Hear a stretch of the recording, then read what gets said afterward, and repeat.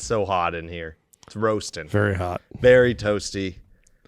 We have to close the doors, so no air because of lighting and whatnot. We're doing this for you.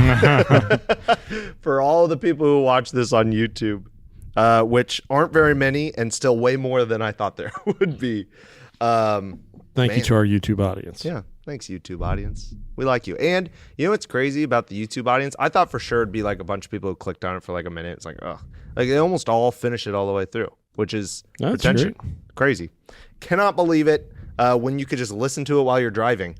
Unless you're on YouTube while you're driving. Do not do that. Watching a podcast while driving. Oh my god! Yeah, what is this? That's so terrible. I've seen Stranger Things. Oh man, that's like eating broccoli flavored potato chips. That's what that is. Like, oh, I could get this in a healthy form, even though you could just do anyway. Yeah. Kent, who normally comes with lots of personality, is ill. He's not sick. doing so well. Heat poisoning. He's been burned. He's crisped from the moon. His own kids haven't been sleeping through the night, so he's been awake for about 160 straight hours. And Riley and I have been bullying him. What if that'd be a new world record? 160 straight hours. I don't know. I know after 3 days you're clinically insane. Like you're considered. You're not even fully responsible for everything you do. It's interesting how our brains just need that maintenance time. They do. And man, Chase and Jackie Burns just making fun of me for saying we need 8 hours of sleep. Listen, people, you need 8 hours of sleep. That's a thing. Like, get like an Apple Watch or one of those rings or something if you don't know how well you sleep, and just like track it. And you don't have to do it forever, but do it for several months. You'll start to figure out like how much sleep, when does my bedtime routine need to start, this or that, and it change your life. I won't say it. There's a certain what would you do for a certain amount of money question that has been haunting Nick ever since I asked it, and it has to do with sleeping well at night. CPAP water. Yeah, Kent wants to know how much money it would take for me to drink somebody else's CPAP water. How we saw it in a reel. And he keeps bringing it up at lunchtime when I'm trying to eat my lunch. Okay, Riley, you are my witness. I had forgotten all about it. And then Nicholas brought it up today at lunch. No, we were not at lunch. We were in the field. We were walking the June grass field. Strikes him with a bolt of inspiration. Yeah, and he hasn't been able to be quiet about it. Oh, man. Well, we got to get this sick boy home. So, welcome back to the Prairie Farm Podcast. Coffee Time Wednesday. I'm your favorite host, Nicholas Lirio. Favorite coast, Kent Boucher. Favorite coast, to the coast, Riley Rosendahl. You guys know the deal. We bring a topic. We talk about it in depth. Sometimes conservation, sometimes sports, sometimes politics, but never sports or politics. Always conservation. And today's article comes straight from the National Enquirer. Yeah. with features from The Onion. That would be nuts.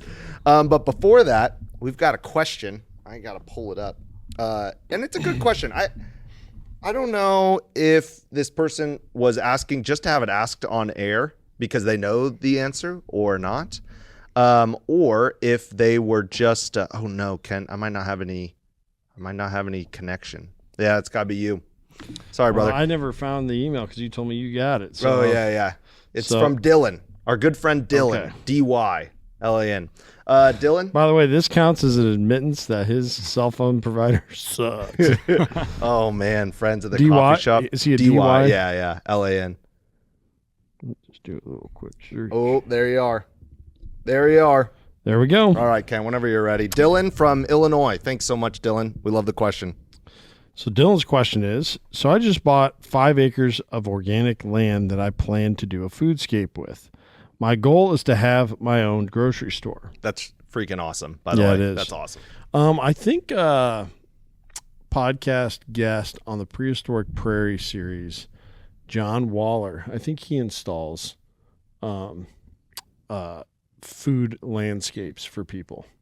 Interesting. I'm pretty sure that he has a business that does that. Anyways, then he asked this question. What are the benefits of joining the Farm Bureau? Once I join, can they tell me what I can and can't do with my property? is the Farm Bureau who I would contact for assistance of acquiring large quantities of berry bushes and trees. And thanks for everything you guys are doing. Man. Thank you, Dylan, for reaching out. Great question. Riley, you have an alternative farm. What have you found the Farm Bureau to be helpful with on your alternative farm? I didn't actually do much work with them. From my interacting with them and hearing other small alternative producers interact with them, it was more on the financial side,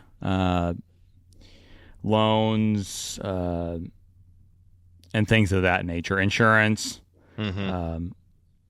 I don't know how they would fit in with that in something other than a monetary sense. Yeah. So they do 3 big things, Farm Bureau does. And we're not going to tell you whether you should sign up with Farm Bureau or not, because we don't want to get sued. But here's the 3 big things that they claim that they do: community engagement and education. They do the political advocacy.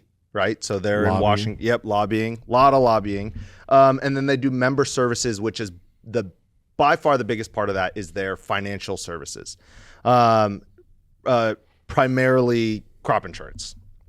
Right. So we're going to tell you some stories, and you guys can decide whether you should sign up with Farm Bureau or not. Once upon a time, we insured our switchgrass here. We were told that we should insure our crop, and we thought, well, that's a pretty good idea because our crop here, hail can damage it, not getting enough rain. One year it could just not produce seed for some reason. I mean, there's a lot of things that can go wrong. The best growers have issues all the time that they have no idea what's going on. And they, the native seed hasn't had the billions and billions of hours put into it like corn and beans have, or wheat, or hay, or alfalfa.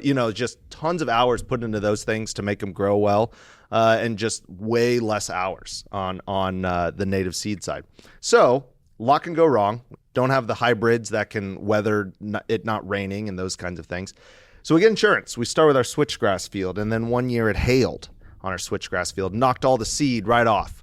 And then if I remember correctly, we were still going to harvest it. And then there was a really strong wind kind of that knocked the seed off prematurely.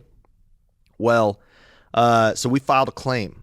And what they did for that switchgrass was, because it's not technically a commodity, they went and found the absolute cheapest switchgrass they could find in the market. And then they went and found our average yield per year, something like that.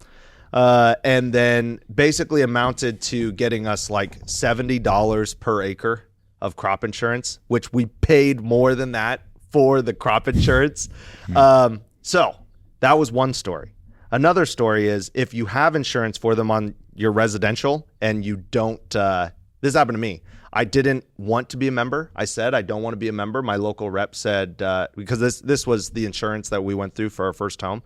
The local rep said, okay, yeah, no problem. Well, I got a letter in the mail later that said, hey, you haven't paid your membership fee. We haven't been insuring you, which is okay. But I was paying my insurance bill every month. So they were taking my insurance bill money and not insuring me, which was awesome. Now, thankfully, nothing happened in the 4 months or whatever that went that way. The other, it was just a small house fire. When the tornado hit the fire, it was kind of a fire-nado thing. So I don't even know if that was covered anyways. That'd be a claim. Yeah, totally. Ken, you should talk to them about community engagement, like what they do with their advocacy and their community engagement. Well, I don't know, to be honest with you, other than what I see from ads on their side, and then also what they lobby for. I've never dealt with Farm Bureau myself. I've never been a customer or sought out any kind of coverage with them or anything. I know there's people that have nothing to do with farming that will insure their houses and things like that. And I've heard mixed reviews there, of course, but you'll hear that with pretty much any insurance company. Everybody's got a horror story with insurance coverage. And so,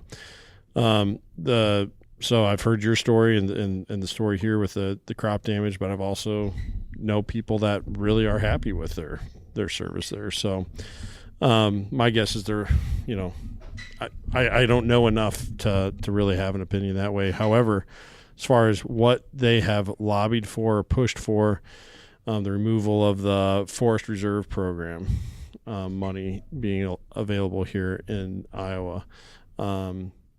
They make it pretty clear that they would like to have nothing but row crop production in our state. Why? Because that's more acres for them to be covering, would be my guess. Of course, that would be totally a speculative statement. And we're not here to get sued, so we Right. wouldn't say that for certain. But and then also, if you go back to our recent interview with Skip, you can hear some conversation in there about their connection to some of the legislation on lowering, providing more depredation tags for deer to cut down on crop damage from deer. And so that has been decisions, would seem to be a decision based on yield for the farmer and not what's best for the ecosystem. It's interesting when you see their ads on Facebook. They run ads pretty regularly on there talking about how great, industrial ag is for conservation. The people aren't drinking that tea anymore. Yeah, you guys should, if you guys get a chance, just go look at those ads on there and then just read the comments. See what people gives me hope think. for America. The comments too. Yes, the comment section is a dangerous place. Yeah. So I mean, I think people are kind of, some of those. There used to be more effect with some of that stuff, like and I don't know that it was specifically them, but there's other organizations that run in the same lanes who try to paint this picture of farming that doesn't exist anymore, to be able to gain political or community favor for what happens. And as we've documented through over 250 episodes now, there's a lot of ills that have afflicted Iowa as a result of industrial ag practices. And so it's important that we don't just allow almost a propaganda type detailing of what is happening around us from an ag scene to be the new narrative on what people when they can get lulled to sleep on some of that stuff, a lot of bad can happen while they're sleeping. And it seems like people have woken up though, and it's really encouraging to see that stuff doesn't seem to get as much ground anymore. Yeah. And so from that standpoint, they're usually on the opposite side of conservation issues than where I find myself. Another thing where they seem to be on the other side of the pickaxe and shovel counter. What I mean by that is, right, when people used to go and dig for gold in California, who made all the money? There were like 5 people who found gold and made a bunch of money, but they were the first people who said, "Hey, there's gold over here." Yeah, and then everybody else who made the money sold pickaxes and shovels, and that's where the money pooled. And so in farming, almost any industry, it's the same. But in farming, you just pay attention to where the money pools, and I think one of those money pools is crop insurance, and specifically Farm Bureau just has a huge portion of that. And then what they're lobbying for. It is a lot easier, a lot less labor intensive, a lot easier for them to underwrite corn and beans than it is for them to underwrite 150 different species across all sorts of different landscapes.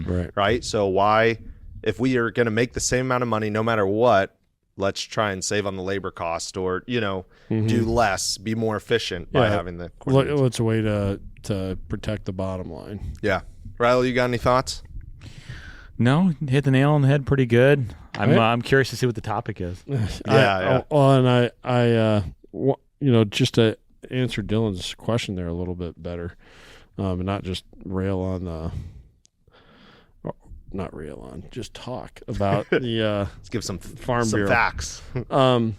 He did ask as far as if he does choose to do business with them, which many farmers do, will they have some kind of control? I suppose there might be some practices that wouldn't be covered.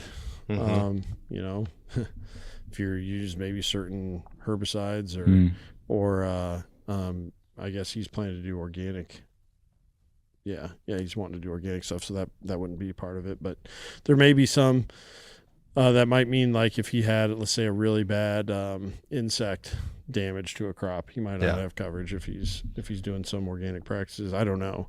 And then as far as assistance with acquiring some of the plants, that is a great question. I guess I wouldn't be surprised if Farm Bureau has connections, or maybe through the member services they might have a program that would help with that. But I don't know. Yeah, it'd be a good thing to call if you're a customer. Call up your rep and see what they have to offer. The places I would recommend reaching out to, the Iowa Food Coalition. I'm pretty sure you're outside of Iowa, but there's still a fairly robust organization that has a lot of connections. Practical Farmers is going to be a really good one. I highly recommend reaching out to them. And then Jill Bebout, we interviewed her. Very busy lady, but if you reach out and she's able to help you out with that, she runs a really, really effective certified naturally grown farm, which is a step above organic. So those are some resources if you're looking for a place for planning, or anybody who's listening for the organic side of things. But Dylan, reach out. social@theprairiefarm.com to get your free seed. And anyone who wants to ask a question and have us read it out here, social@theprairiefarm, and we will get you 1,000 square feet of seed of your choice. But for now, we're going to talk about the moon.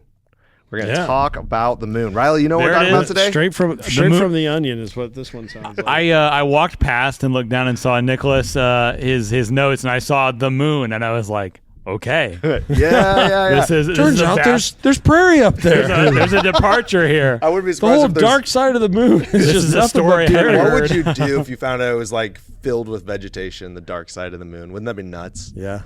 Just like filled with life. Would you want to go there? It'd be cool. I don't know if I'd ever make enough money to pay to get up there, but I heard that it changes your life going up there for 10 minutes. Nod to something. Yeah. Listen, this one's close to home, literally. You guys know who Jason Andriga is? I do not know. He is the CEO of Vermeer and the grandson of Gary Vermeer. Gary Vermeer was a good friend of my grandpa's. He was a little bit older. They were in a church Bible study for a long time, and he was truly an inventor and good at business. Those two things don't always go together. Yeah. A lot of times you're one or the other. But he was good at both. His claim to fame was the baler, the Vermeer baler. He kind of invented the way that we do bales now.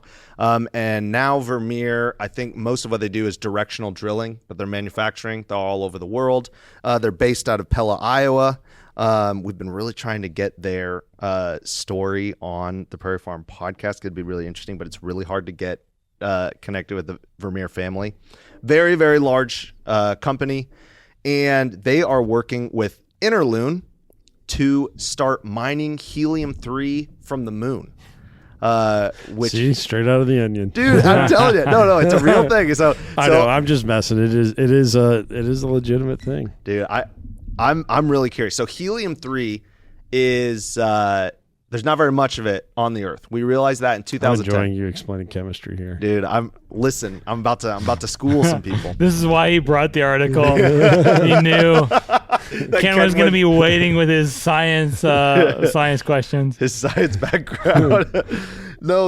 So helium-3. There's not very much of it on the Earth, and the United States in 2010 kind of. You know what that's called when you scarcity, resource scarcity. No, it's called an isotope. Isotope. And helium isotope.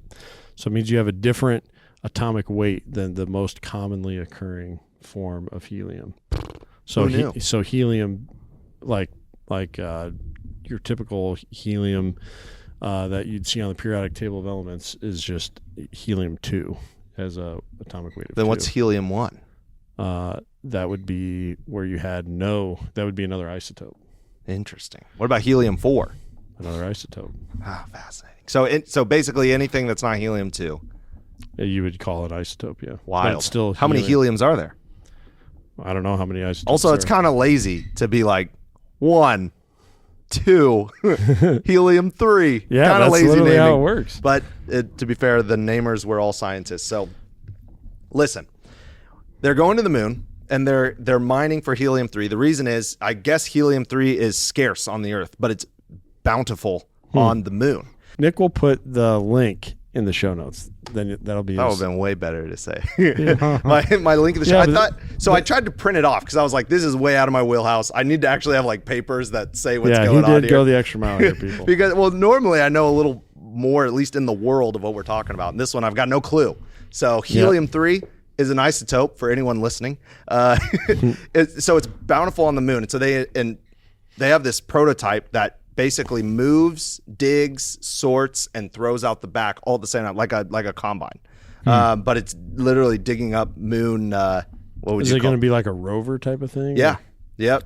So it's a helium Roomba. That's what it is. No, a lunar Roomba. Yeah.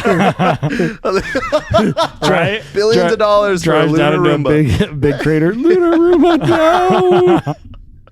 Cousin of the DJ Roomba to all you Parks and Rec fans out there.